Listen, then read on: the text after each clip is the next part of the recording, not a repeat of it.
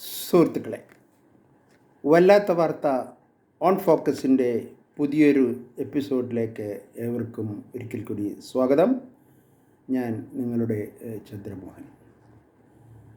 ഭൂമിയിൽ അക്രമവും അരാജകത്വവും അതിരില്ലാതെ വർദ്ധിക്കുമ്പോൾ ഭഗവാൻ പല രൂപത്തിൽ പ്രത്യക്ഷപ്പെടുന്നു, അവതാരമെടുക്കുന്നു. നാം കേട്ടിട്ടില്ലേ ദശാവതാരം എന്നൊക്കെ?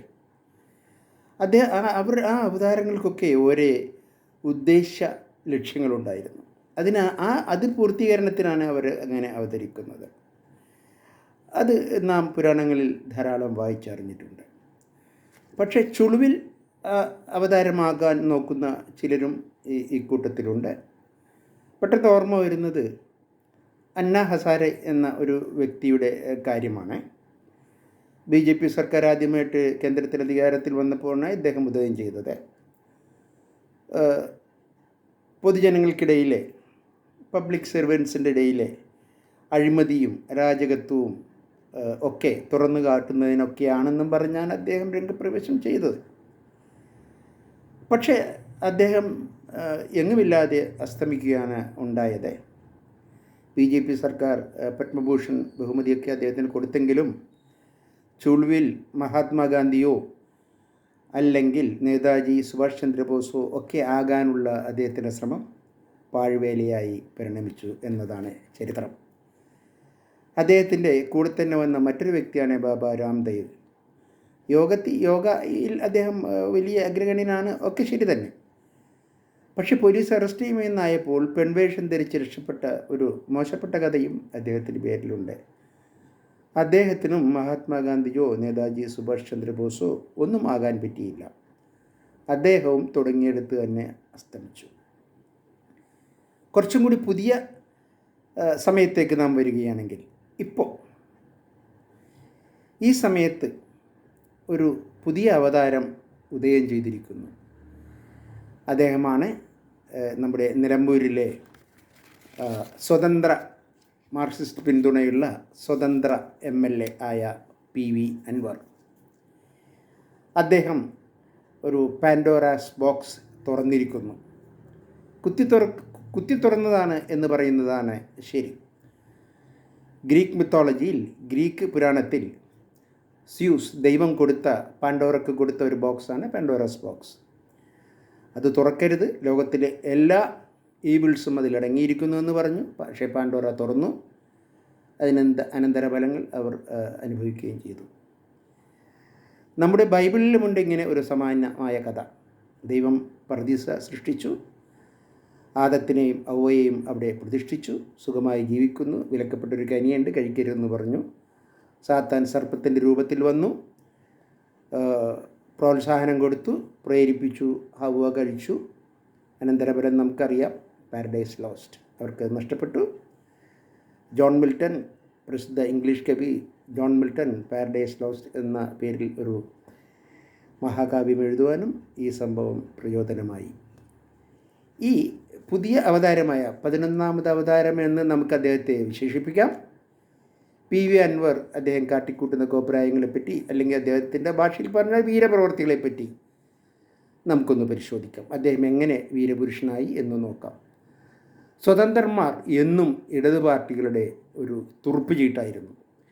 1957 ലോകത്താദ്യമായിട്ട് തിരഞ്ഞെടുക്കപ്പെട്ട ഒരു മന്ത്രിസഭ കേരളത്തിൽ അധികാരത്തിൽ വരുമ്പോൾ അങ്ങനെ വന്നത് തന്നെ 5 സ്വതന്ത്രന്മാരുടെ പിന്തുണയോടുകൂടിയാണ്.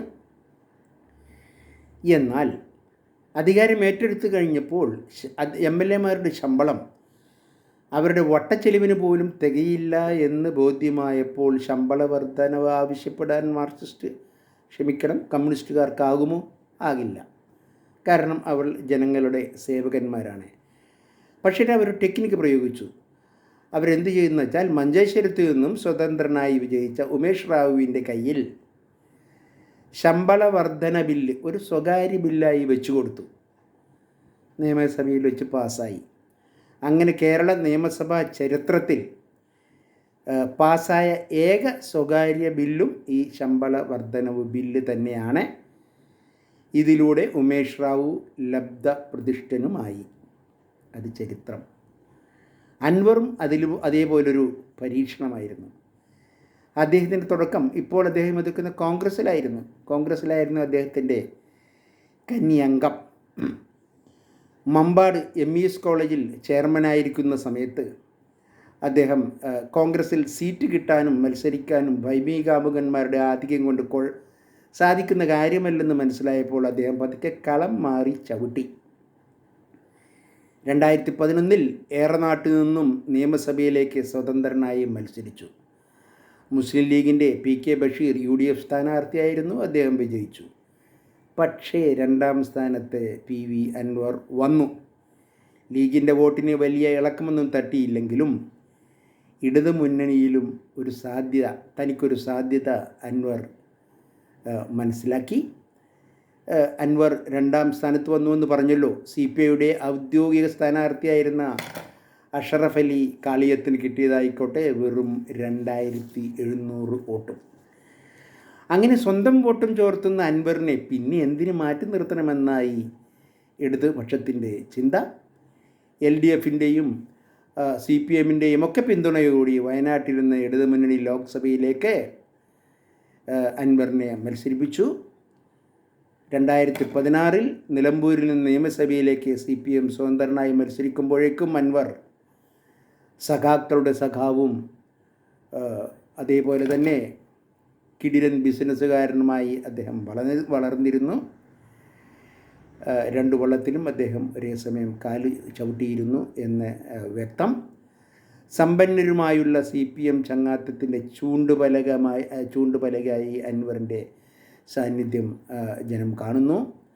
കക്കാടംപൊയിലിലെ തീം പാർക്കും അവിടുത്തെ അനധികൃത നിർമ്മാണവും ആഫ്രിക്കയിലെ ദുരൂഹമായ ഖനി ഇടപാടുകളും ഇലക്ഷൻ്റെ തലേന്ന് മാത്രം നിയോജക മണ്ഡലത്തിൽ പ്രത്യക്ഷപ്പെടുന്ന അദ്ദേഹത്തിൻ്റെ പതിവ് രീതിയുമൊക്കെ ജനങ്ങളിൽ സംശയമുണർത്തി.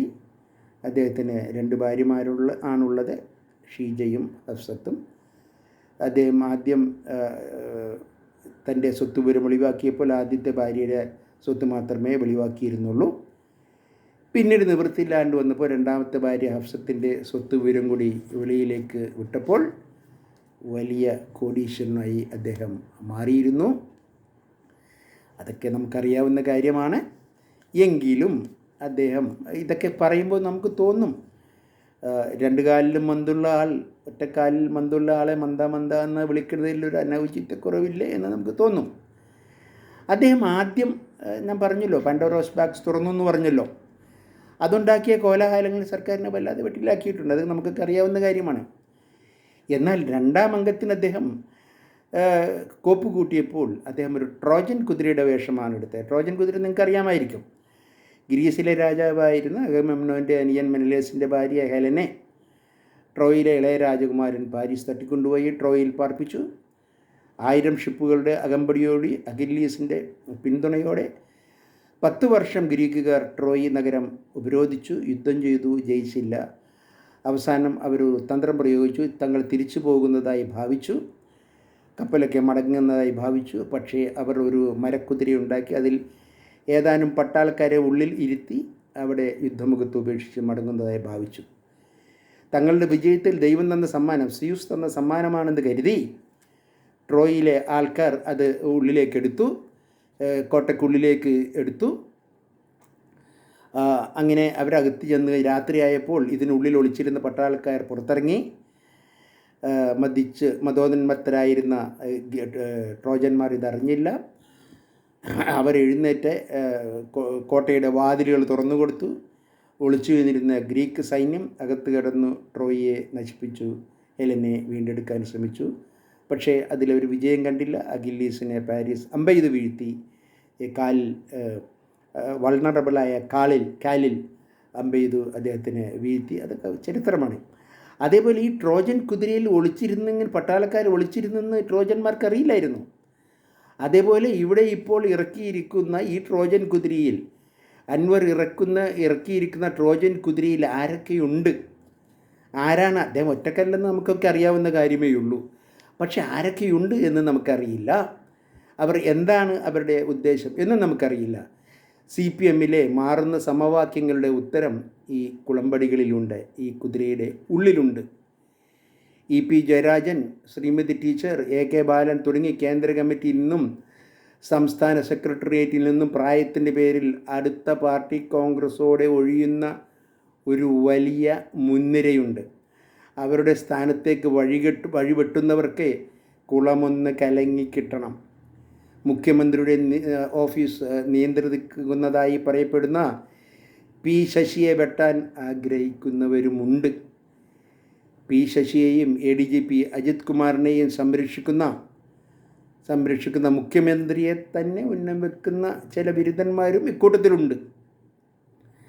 P ജയരാജനോട് ചെയ്തതിനെ പകരം ചോദിക്കാൻ അദ്ദേഹം സമ്മതിക്കുന്നില്ലെങ്കിലും അദ്ദേഹം അത് നിഷേധിക്കുന്നുണ്ടെങ്കിലും P ജയരാജൻ്റെ റെഡ് ആർമിയും നല്ലോണം കോപ്പുകൂട്ടി കളത്തിൽ തന്നെ ഉണ്ട്. അവരും പകവീട്ടാൻ നടക്കുകയാണ്.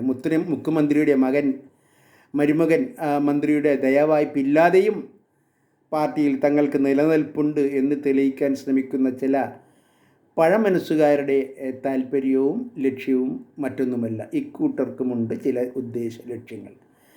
പക്ഷേ എല്ലാ ലക്ഷ്യക്കാരുടെയും ലക്ഷ്യം വീണ ജോർജ് മന്ത്രി പറഞ്ഞ പോലെ ആടി ഉലയാത്ത കപ്പലിൻ്റെ ക്യാപ്റ്റനെ തന്നെയാണ്. അതറിഞ്ഞു തന്നെയാണ് ക്യാപ്റ്റൻ ഒന്നും മിണ്ടാത്തതും അൻവറിനെ വട്ടം കെട്ടിപ്പിടിച്ചിരിക്കുന്നതും എന്ന് നമുക്കറിയാവുന്ന കാര്യം തന്നെയാണ്. അപ്പോൾ എന്താണിതിൻ്റെ പിന്നിൽ? ആരാണിതിൻ്റെ പിന്നിൽ?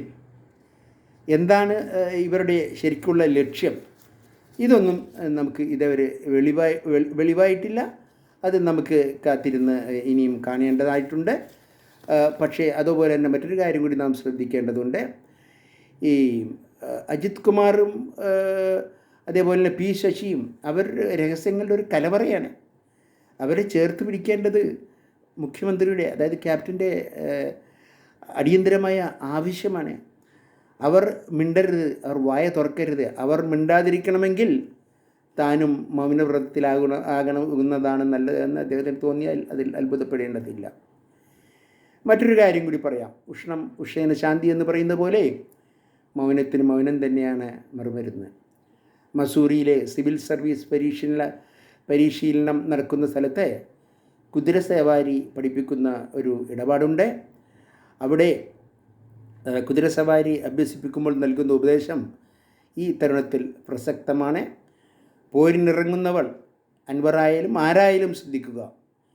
നേതാവിൻ്റെ മുന്നിലും കുതിരയുടെ പിന്നിലും നടക്കരുത്. രണ്ടും നിങ്ങളെ ചവിട്ടി വീഴ്ത്തും. ഇത് അൻവർ ഓർമ്മിക്കുന്നത് നന്ന്. നമ്മുടെ കുഞ്ചൻ നമ്പ്യാരുടെ ഒരു കാര്യം കൂടി പറഞ്ഞ് ഇത് അവസാനിപ്പിക്കാം. കുഞ്ചൻ നമ്പ്യാർ രാജ്യസഭയിലെ ഒരു വലിയ പ്രധാനിയായിരുന്ന നമ്പിയെ ഒന്ന് കളിയാക്കി. നമ്പി ആരാണ്, താൻ ആരാണ് എന്നർത്ഥത്തിൽ നമ്പ്യാർ ചോദിച്ചു. കോപിഷ്ഠനായ നമ്പി നേരെ രാജാവിൻ്റെ അടുത്തുനിന്ന് ഉണർത്തിച്ചു, തന്നെ അപമാനിച്ചു എന്ന്. കാര്യം അന്വേഷിക്കാൻ വിളിച്ച് ചോദിച്ചപ്പോൾ നമ്പ്യാർ ഇങ്ങനെ മൊഴിഞ്ഞു. നമ്പി ആരെന്ന് ചോദിച്ചു. അടിയൻ നമ്പിയാരെന്ന് ചൊല്ലിനേൻ.